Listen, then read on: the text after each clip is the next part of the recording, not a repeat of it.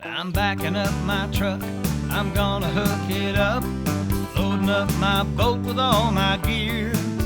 I've been working hard all week, trying to make ends meet, spending time wishing I was fishing. Well, Terry Wickstrom wants to take you fishing. Gather up your gear and come along. Well, Terry Wickstrom wants to take you fishing. This is Terry Wickstrom. Join Karen Cullum, Greg Plaggio, and me as we take you to some of our favorite fishing spots from Colorado to Minnesota, the Arctic Circle to Central America and beyond. As we revisit episodes of Mountain States Fishing and Angling Adventures Television on the best of fishing with Terry Wickstrom.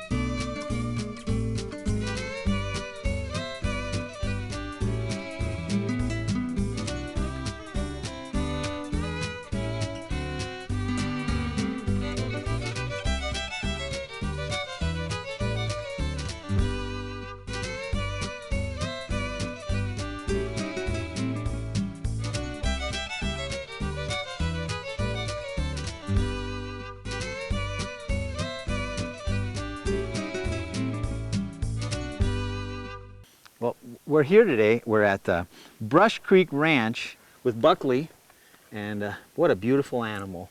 I'll tell you, but I'm not here to see Buckley today, actually. This is a full working dude ranch. This is Kinta and John, and they run the ranch up here, and what a beautiful horse, Kinta. Thank you. And this is a full working ranch. People come up here, they go horseback riding, they herd cattle, they get roping lessons, they can do just about anything they want, right? Exactly. And we're going to talk more about that later, but I'm not up here. Buckley, I really like you, but I'm up here for the fish, honest. I'm up here because in addition to being a full ranch with great facilities, they have a lodge and cabins. We're going to tell you all about that. They have some great fishing, and John runs the guide staff up here. They do float trips on the Platte River. They do float trips on the encampment. They have high alpine lakes. Now, we only have one day. Our film crew came up here for another opportunity. We didn't even know this great place existed. And while we're here, I said, I'm staying a day. We're going to fish. And because we only have one day, we're going to fish Brush Creek, which you have 3.5 miles right on the property. Yep, private creek. And some private ponds they have here that are full of kamloops, where I'm going to get some big rainbows. So I'll tell you what, Kinta, we're going to let you go. And we'll come back and talk to you later on and learn all about Brush Creek Ranch. And John and I are going to go out fishing. All right, we'll see you later. All right, let's get Bye. going. Let's go fish.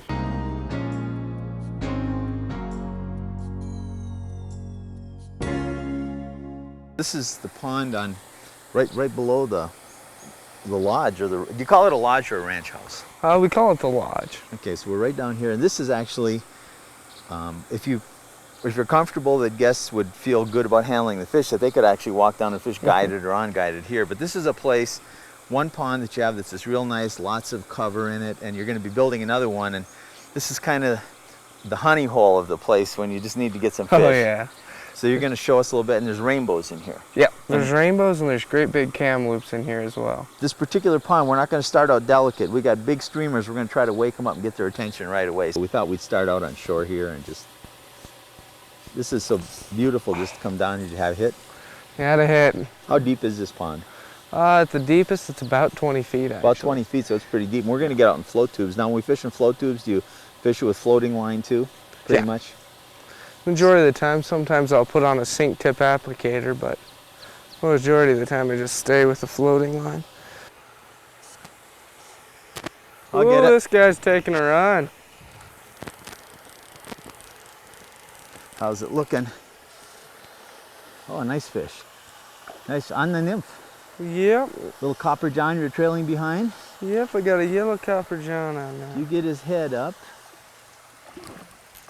Well, not that high. He doesn't want to come here, does he? No. There we go. Nice All fish, right. nice fish. And the beautiful colors on that rainbow. What a nice, healthy fish. Look at that. Oh yeah. Nice, solid, healthy, beautiful fish. Oh yeah. Nice stripe on him. He looks pretty. Uh-oh. He's ready to go back in the water. There he goes. Good way to go, John. All right. Now, if I could get some to stay on the hook, I'd have one too. Because I had a hook break and I lost one. But we haven't been fishing that long. We already got a bunch of hits. So, awesome. Way to go. Looking good. Whew. Never gonna get to do any fishing if you keep hooking them left and right. Well, maybe I found a combination that works, huh? All right. After a while, you know, got some bites early and I broke that hook off on that one. I still can't believe that. Then how I lost that first fish, a fisherman of my skill, is beyond me. Yeah, right? But, you know, I just probably wasn't skin hooked and I put a little too much pressure. You know, trout fishing is it just starts when you hook the fish with a fly rod because you got tiny little hooks and light tippet and big, healthy, strong fish in this lake. And this isn't a giant fish, it's just a nice fish. But look at the bend he's putting in. This is a 5-weight rod. And I mean, these are moving. strong fish. This isn't any bigger than any of the other ones. It's just a strong fish. Ready? I think I can get his head up. There we go. And I'm a little gun shy too because I had so many come on hook. We've both had so many come off today. It's just like we're not quite getting them hooked deep. And you can just turn around and show that to the camera here. Let me get the hook out. Then we don't have to handle them quite as much as we. There we go. There he is. I tell you, just healthy, solid fish. Strong fighters. Go ahead and get him back in the water. Oh, nice. What a big fat fish. I tell you, these fish are so strong and it's just unbelievable. We know to have a resource like this right at the lodge, John, the fact that somebody might come out here and they want to fish dry flies on the little brush creek, which is just awesome because it's made for that. You're not going to catch big fish there, but if you want to get in a secluded area without any other fishermen and really fish your dry flies or even a nymph, but it's smaller fish, but it's that solitude type fly fishing that, you know, they've got that. Obviously got the North Platte and the Encampment, which are world famous really. The North Platte is one of the most famous rivers in the United States. And, and there's huge fish. You've seen us float that in other shows and you do floats there. But to have a resource like this right here, if fishing's a little slow, guy has a bad day, or if somebody just wants to leisurely get out here and we're gonna in a belly boat, which we're gonna do, or just fish from shore, great fish with a chance to catch a 5-6 pounder in good action, and you have a lot of fun. And it's a beautiful setting. I mean, you feel like you're out in the wilderness somewhere, trees and rocks all around. You got the mountains out here and a little bit of pasture here. It's just a great thing. Well, let's get a couple more. All right. Fish on. I think Good stuff. he took the nymph too, you know. Put on a little nymph closer to what you were using in your copper john. There we go. That's just an average sized fish. I mean, it's a nice fish, but it's not a monster. There's some monsters in here. How big are some of the fish in this pond? Some of the fish in this pond are in the 6-7 pound range. 6-7 pound range. I haven't been able to land a 16 incher, so it shows you what I'd be doing today. All right. Get him in there. They're just beautiful. You can tell they're eating good. Well, they're eating a lot too because they're rising everywhere. But folks, these are nice, healthy, fat, strong rainbows. Why don't you get the hook out of them while I'm holding them there, then we can get him back in the water. Oh, he's gonna drop. We'll get him back in the water.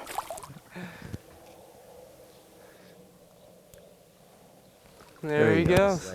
I'll tell you what, there's good fishing in this pond. You can catch a lot of fish here. But you're gonna have to know a little bit what you're doing. These fish are educated a little bit. Oh yeah. But it's fun to catch. And boy, they're so strong. I tell you, we caught a few on shore. Maybe we should get out. We want to show people belly boating, and there's been a big one across that shore that's been rising steady. Rolling. So I think what we're going to do is get in some belly boats and fish the pond a little bit. So once you go take a look at this break and we get back, we'll be out in the water in belly boats.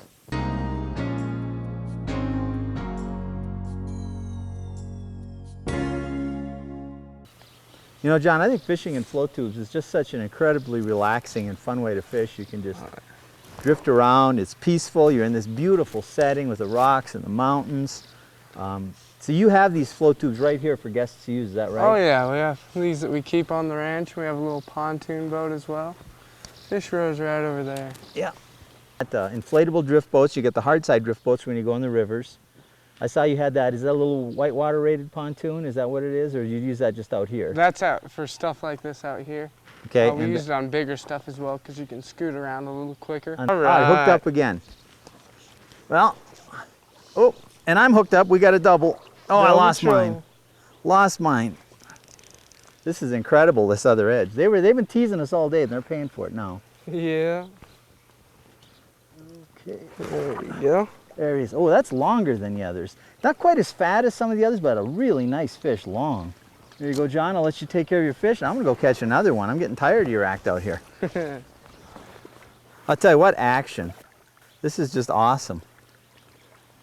I had a double on, and mine was taking some line, and I was making a point that I don't usually try to, I'll usually play a fish like that by stripping line and controlling it with my fingers, because most people will lose a fish when they try to reel in and get it on the reel. Well, I only had about a foot of line, so I thought, well, I'll get it on the reel.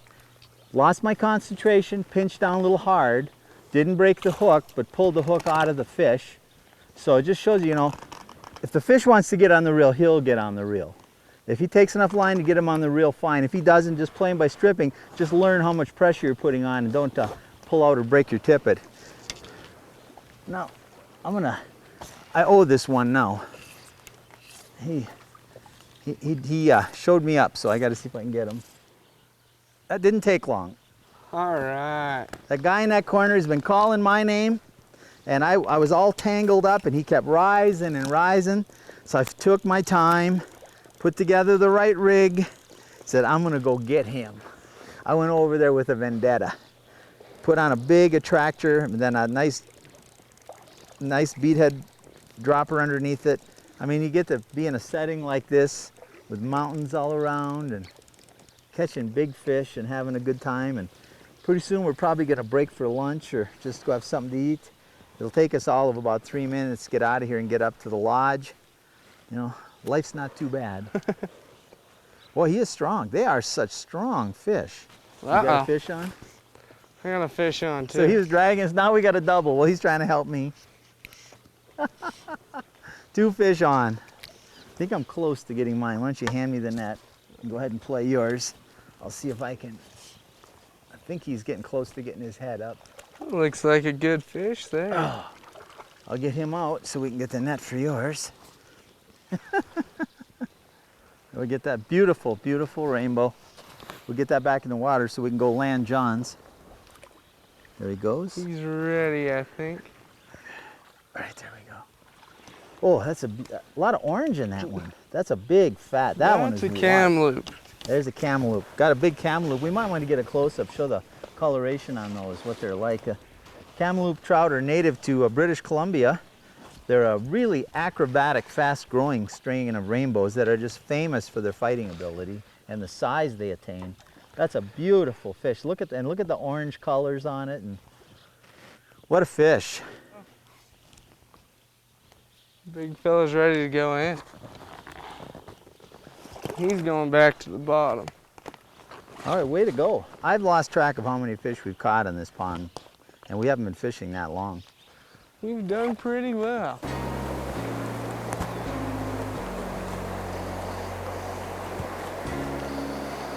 Uh-oh. Fish on? Oh, a monster. He hit like a big guy. Brown? Yep. Another little brown. Well, you know what though? That's the type of fish when I fish small rivers I expect to catch. And then every now and then get a bigger one. But it's just being back in a setting like this and catching them on a dry fly and getting to show them, just getting to, I think it's just the act of fooling the fish, you know what I mean? Yeah. Well, people will be surprised. I've caught some awful big fish in rivers smaller than this. Yep, we're standing in a spot that I've seen some shockingly big fish come out of. It's time now for Terry's tackle tip of the week. Here we go. I wanted to get up close to this hole and try the European style dead stick short nymphing like we saw in the national championships last year, where you don't use an indicator and you just pick apart every inch. Now, we've been fishing this section for quite some time. We've taken 5 or 6 fish out of here, yet by moving up and just working behind every rock with 2 heavier nymphs. Now, I'm not really, oh, there it goes, not really quite set up the way they would in the European. They'd have 3 nymphs with a very, very heavy one on the bottom. So I took the heaviest stonefly nymph I have. It has 2 beads on it. Up above I have a dropper with a little beaded mayfly nymph. So it really gets to bottom. I'm almost moving it faster than the current so I can feel the bite. And what that does for me, it allows me to pull it through little areas that it wouldn't drift through otherwise, and pulled out another really beautiful brown, you know, for this kind of a river. That was Terry's tackle tip for this week, and now back to more angling adventures. Boy, he's jumping like crazy. Oh, now he's getting in the current. Oh, that's a nice fish. It's a nice fish. Not going to play around as much as this one. I want to show this one to the folks. Oh, yeah. Nice brown. Nice. Tell you what, for a river this size, beautiful brown trout. Just shows you that skinny water can hold some awfully, awfully nice fish. We'll get this one back in the water, but catching a fish like this on a dry fly in these little streams, to me, is what fly fishing is all about. It's Brush Creek Ranch, and you can do it too. 3.5 miles of river just like this, and just for you.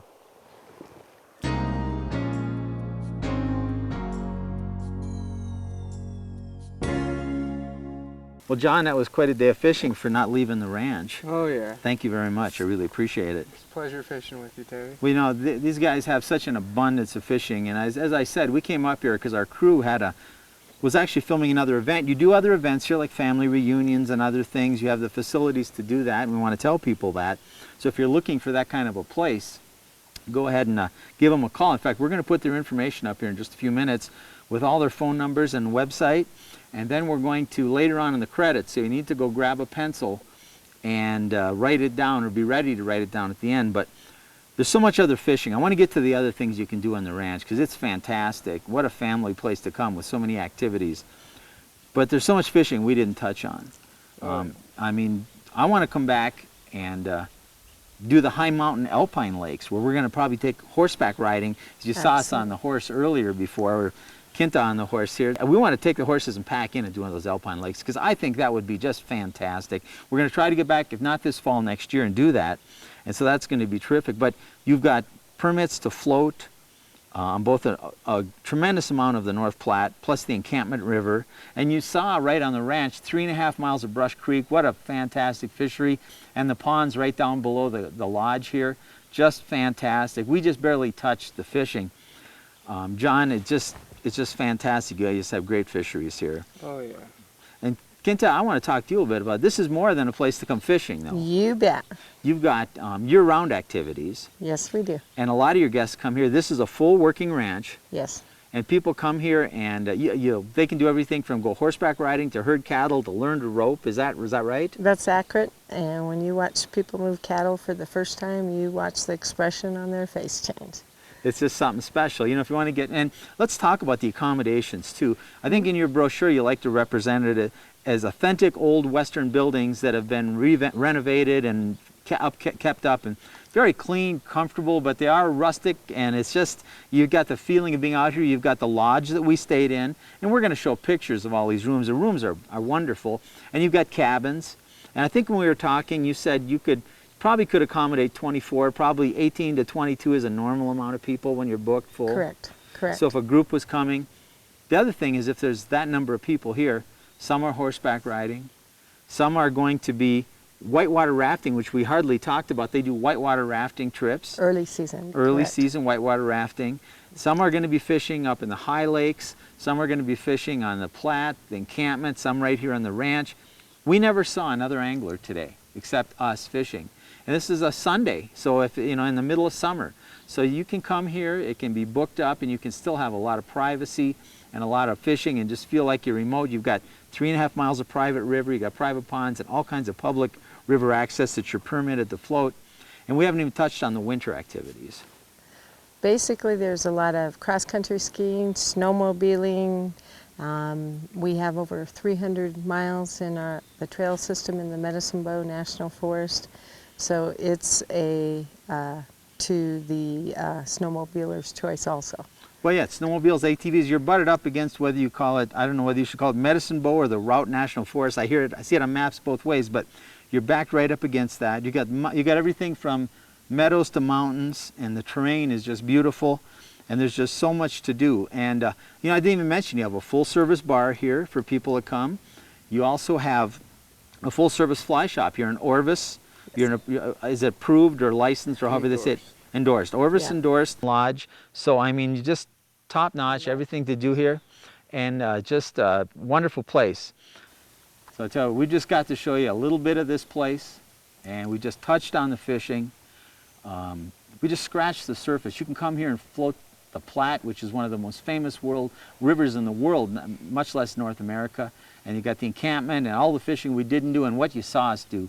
So if you're looking for a destination for your angling adventure, give them a call right here at Brush Creek Ranch.